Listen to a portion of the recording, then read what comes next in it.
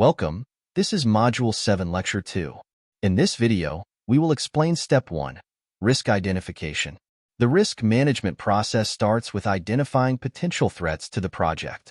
During the planning phase, project managers typically assemble a risk management team leveraging the power of group thinking to identify potential problems. Using techniques like brainstorming, the team identifies potential problems. Open-mindedness and a focus on generating as many possibilities as possible are crucial. Remember, seemingly improbable events have derailed projects before. Later, during the risk assessment phase, the team will analyze and refine this initial list.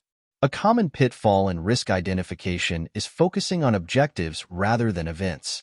Instead of listing failing to meet the schedule as a risk, the team should identify events that could cause it, such as poor time estimates, adverse weather, or shipping delays. By focusing on events, the team can then develop solutions to prevent or mitigate them. Open-mindedness and a focus on generating as many possibilities as possible are crucial. Remember, a seemingly improbable event like COVID has derailed projects before. After identifying these macro risks, project managers can delve deeper into specific areas. A powerful tool for ensuring a comprehensive analysis is the Risk Breakdown Structure, RBS. The RBS is a hierarchical framework that breaks down broad project risks into increasingly specific categories. This systematic approach significantly reduces the chance of missing a critical risk event.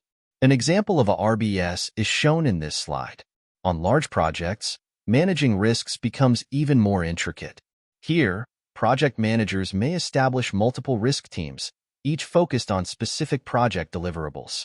These teams then identify potential risks within their designated areas and submit their risk management reports to the project manager for a consolidated view. A risk profile is another valuable tool in the project manager's arsenal. It's essentially a standardized questionnaire that prompts the identification of potential risks across traditional areas of project uncertainty. These questions have been honed and refined based on experience with past similar projects, making them highly relevant to the current undertaking.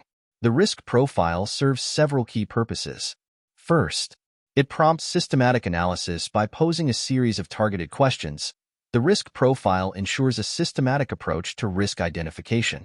This reduces the likelihood of overlooking important areas of potential concern.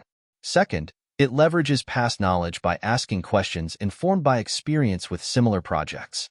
This injects valuable historical insights into the current risk assessment process. Lastly, it establishes a baseline understanding of the project's potential risks. This baseline can be used throughout the project lifecycle to track and monitor evolving risks. This graphic showcases an example of a partial risk profile for a product under development.